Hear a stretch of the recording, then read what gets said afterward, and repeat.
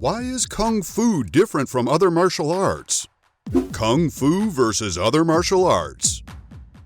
Welcome to BrutalTV. Today we're going to be addressing Kung Fu, one of the most popular forms of martial arts, and its superiority to other kinds of martial arts.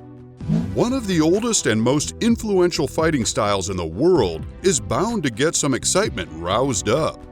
Before we get started, if you enjoy this video, please don't forget to leave a like and subscribe. And thanks for watching. That being said, let's jump right in.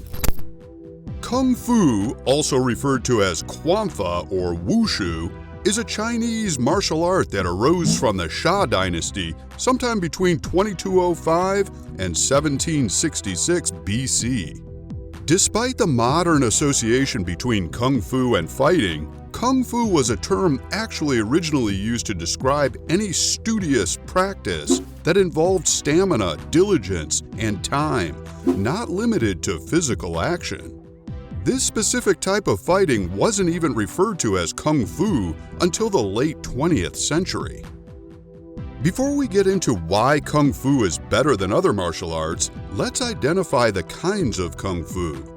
The three types of Kung Fu are Shaolin Kung Fu, Tai Chi, and Wing Chun. Shaolin Kung Fu is the most popularized and oldest version of Kung Fu, having existed for thousands of years in China and arriving in America in the early 1990s. The purpose of Shaolin Kung Fu was for the protection of early Chinese monasteries, which were often filled with wealthy donations. The monks were trained in Shaolin Kung Fu in order to defend themselves against any thieving intruders. Tai Chi is more commonly known as shadowboxing, an internal art of fighting known as Nejia, which places more focus on mentality, spirituality, and Qi as opposed to more physical elements of the practice. Yin and Yang, a concept teaching the importance of the balance between good and evil, is often learned about when being taught Tai Chi. The name Tai Chi even translates to Taiji Quan in Chinese, which is a combination of the words Taiji, yin and yang, and Quan, fist. Tai Chi is one of the slower fighting types, but there are three common types of Tai Chi that can be more fast-paced: Chen, Wu, and Yang. Lastly, Wing Chun is the swiftest sort of Kung Fu. In Wing Chun, athletic legs and nimble arms are necessary. Teachers of Wing Chun advise remaining relaxed and tranquil when combating an opponent, which might be reminiscent of Wing Chun's name's translation, beautiful springtime. The qualities of bamboo are admired by the students of Wing Chun for being tolerant while retaining the strength to retaliate. The creator of Wing Chun is widely attributed to Ying Mui, who taught her apprentice Yim Wong Chun to defend herself against handsy gentlemen. One of the many reasons why Kung Fu fighting is superior to other types of martial arts is that there's an entire song dedicated to it.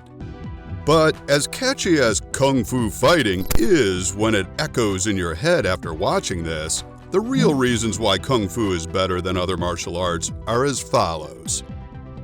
Kung Fu isn't only an offensive method of fighting, but also a highly defensive one. In other martial arts, there's generally a lot of movement across the ring, whereas with Kung Fu, the brunt of the fight is reacting to the opponent's moves in a way that disables them where they're standing, often being referred to as circular moves as opposed to linear moves. Kung Fu is a graceful art, not just another way to get your daily half hour of exercise in. In this art, the movements flow with refinement, and if done right, appear as if they're executed with finesse and ease.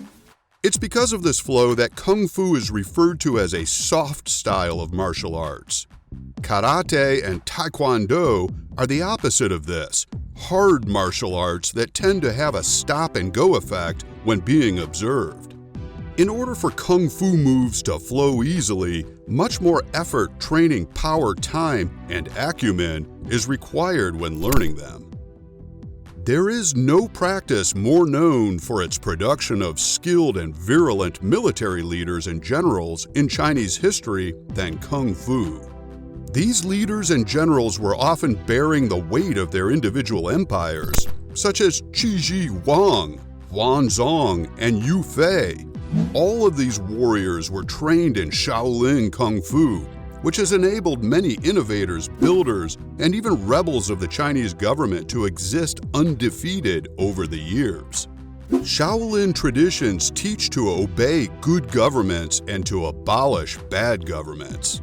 Many types of fighting from countries such as Europe, Japan, and Russia have all challenged practitioners of Kung Fu, only to find that they had been triumphed by Shaolin masters such as Huo Yanjia, Kuru Zhang, Wang Zeiping, and Wang Feihun.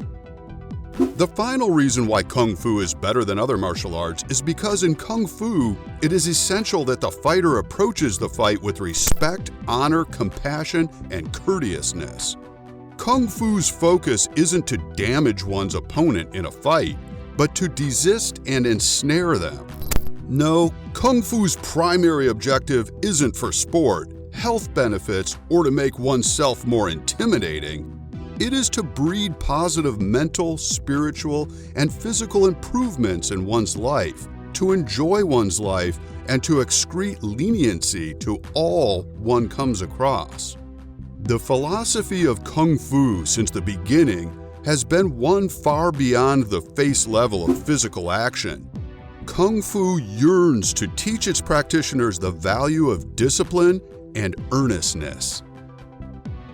Well, we hoped you enjoyed our video for today as much as we enjoyed making it. What do you think about our analysis? Do you think Kung Fu is the best mixed martial art? If not, which one do you think is the best? And are you skilled in fighting techniques? Let us know in the comments below. Make sure to hit those like and subscribe buttons too, and we'll see you again next time here on Brutal TV.